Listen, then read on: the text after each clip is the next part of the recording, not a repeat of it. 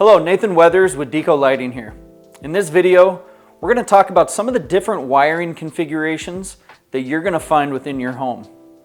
You're going to have single pole switches. These are one light switch that controls one set of lights.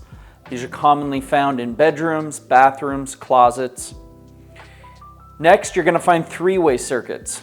Three-ways are two switches that control one set of lights. These are commonly found in hallways like this here, where I have one switch on my wall that turns a light on, and on the other end, it'll turn the light off. Then we have four-way circuits. Four-ways, very similar to three-ways, there's just more light switches. So these are found in your longer hallways, sometimes in kitchens with multiple entry points. So you will have two or more switches controlling the same group of lights.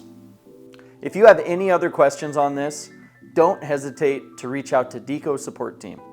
You can find them at support@deco.com.